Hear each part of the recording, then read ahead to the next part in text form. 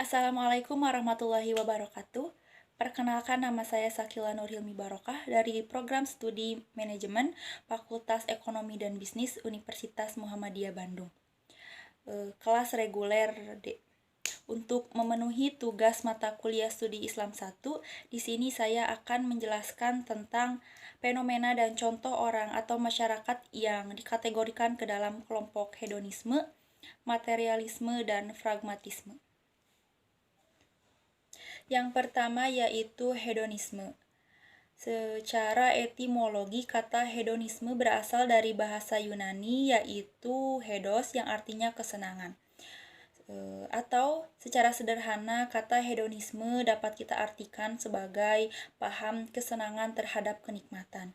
Jadi, orang yang menganut paham hedonisme ini beranggapan bahwa kesenangan dan kebahagiaan dapat diraih dengan melakukan banyak kesenangan dan menghindari hal-hal yang dapat menyakitkan di dunia ini.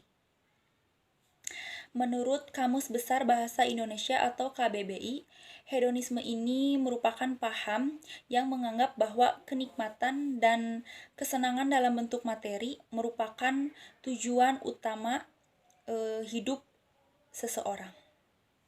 Banyak yang menganggap bahwa gaya hidup seseorang yang hedonisme itu adalah pandangan hidup yang mengacu pada hawa nafsu semata. Nah, ideologi ini berkaitan erat hubungannya dengan harta kekayaan duniawi, kenikmatan batin, kesenangan seksual, kebebasan, serta kekuasaan.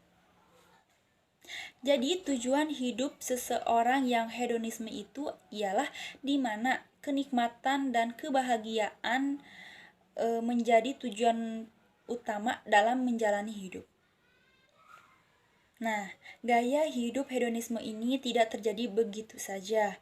Namun ada beberapa faktor yang menyebabkan seseorang tersebut menganut paham hedonisme. Baik faktor dari luar maupun faktor dari dalam.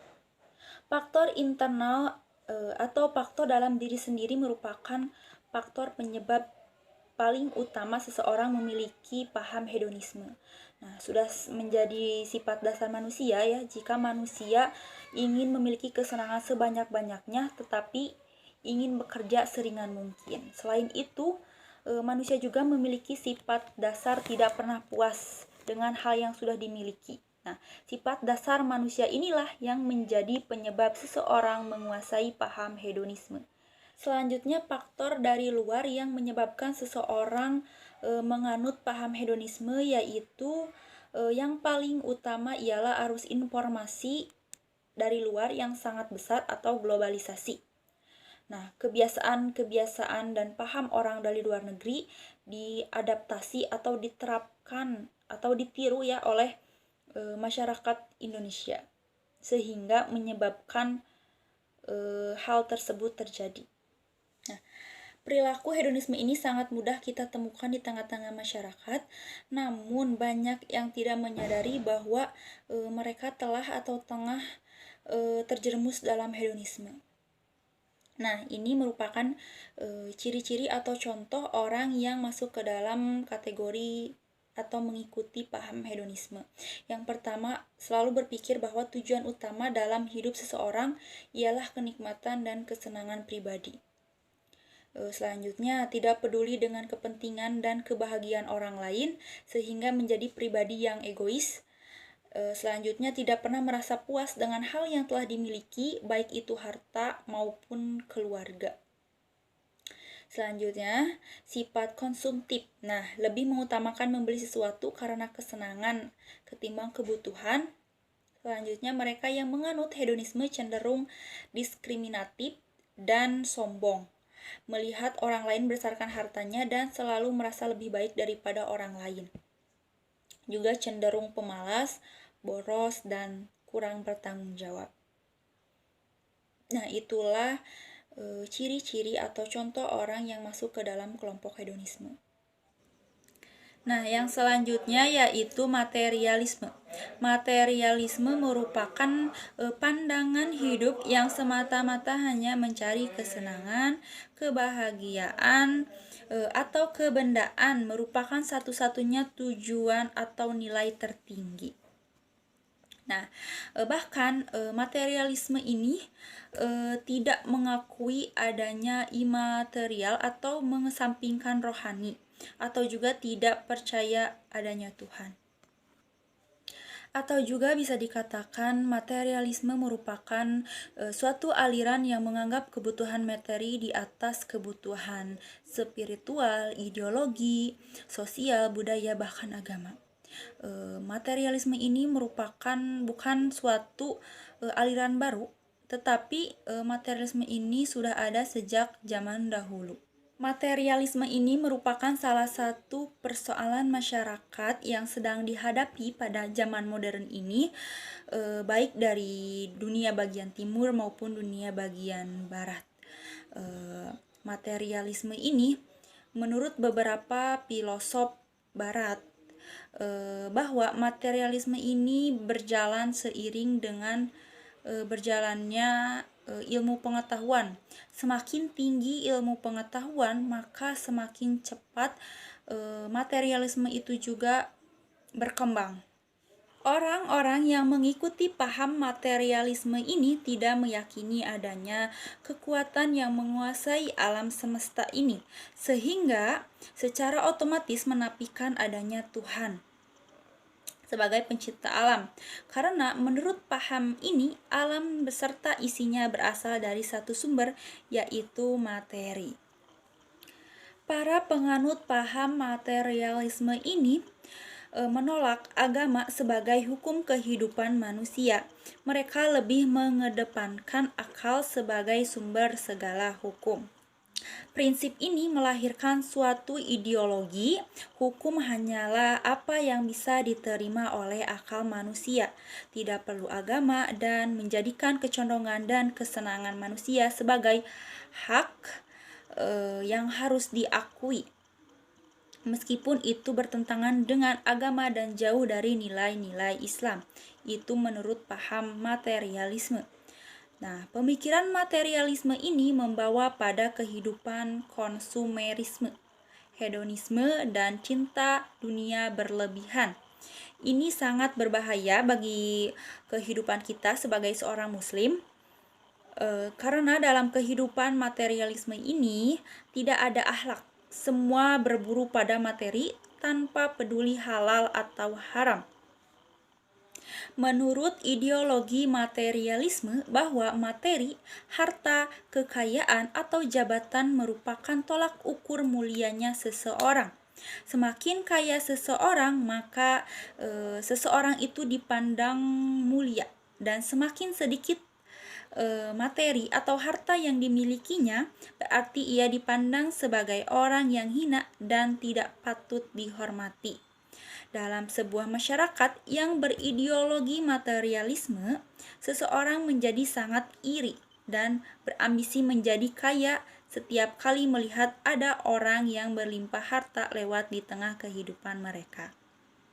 Maka di dalam masyarakat yang telah diwarnai materialisme, setiap anggotanya akan berlomba-lomba mengumpulkan harta sebanyak mungkin dengan cara bagaimanapun, baik itu secara halal maupun haram. Kita sebagai umat Islam harus terhindar dari paham materialisme dengan cara kita kembali lagi kepada ajaran agama, mendekatkan lagi kepada agama. Kita harus sadar bahwa tolak ukur manusia atau tolak ukur mulia seseorang ialah tidak diukur dari seberapa banyak harta mereka, tetapi diukur dari seberapa takwa mereka atau seberapa takwa kita seseorang terhadap Tuhannya atau Allah. Sebagai contoh dari seseorang yang menganut paham materialisme, yaitu contohnya seseorang dengan pekerjaan jabatan yang bagus atau yang tinggi, dia hanya percaya hanya dengan itulah yang dapat menghidupinya. Dalam kasus contoh ini, dia hanya semata-mata mencari materi tanpa mengingat Tuhan. Dia lupa bahwa jabatan, pekerjaan, atau apapun itu adalah rezeki dari Tuhan atau Allah, atau sesuatu itu sudah diatur oleh Allah Subhanahu wa taala. Yang selanjutnya yaitu pragmatisme. Pragmatisme itu berasal dari kata bahasa Yunani yang mempunyai arti sebuah tindakan atau sebuah tindakan tingkah laku seseorang. Sedangkan istilah kata isme memiliki arti adalah suatu ajaran atau aliran. Jadi, pragmatisme adalah aliran yang mengemukakan bahwa pemikiran itu mengikuti sebuah tindakan seseorang. Secara istilah, pragmatisme adalah aliran dalam filsafat yang berpandangan bahwa kriteria kebenaran suatu ialah sesuatu itu mempunyai kegunaan bagi kehidupan nyata, dan patokannya pragmatisme ialah manfaat bagi kehidupan praktis. Sementara itu, menurut Kamus Besar Bahasa Indonesia atau KBBI, pragmatisme ialah tindakan yang bersifat mengutamakan segi kepraktisan dan kegunaan atau kemanfaatan mengenai atau bersangkutan dengan nilai-nilai praktis. Menurut kaum pragmatisme berpendapat bahwa yang baik adalah sesuatu yang dapat dilakukan atau dipraktekkan dan mendapatkan yang positif atau menghasilkan positif dan kemajuan hidup. Jadi baik buruknya seseorang atau cara hidup itu dinilai dari kepraktisannya. Seperti yang sudah saya jelaskan tadi, bahwa pragmatisme adalah konsep yang hanya memikirkan sisi kepraktisannya atau memikirkan hasil akhirnya. Nah, contohnya seperti seorang guru yang pragmatisme yang hanya memikirkan bagaimana caranya mengajarkan siswanya dengan kurikulum yang sudah ada, tanpa memikirkan apakah siswa tersebut mengerti atau tidak. Yang terpenting guru tersebut mendapatkan gaji. Nah, itulah contoh dari pragmatisme.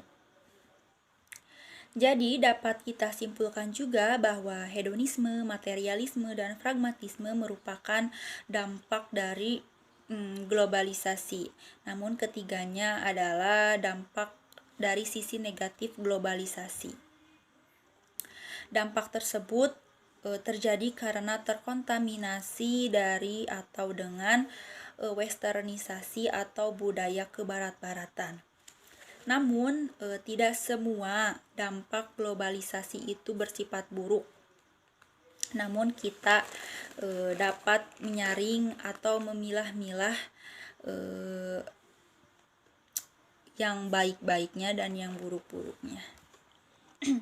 Mungkin hanya itu yang dapat saya sampaikan tentang fenomena hedonisme, materialisme, dan pragmatisme yang terjadi di tengah-tengah masyarakat Indonesia.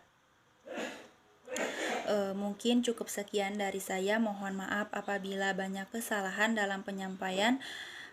Saya ucapkan terima kasih. Wassalamualaikum warahmatullahi wabarakatuh.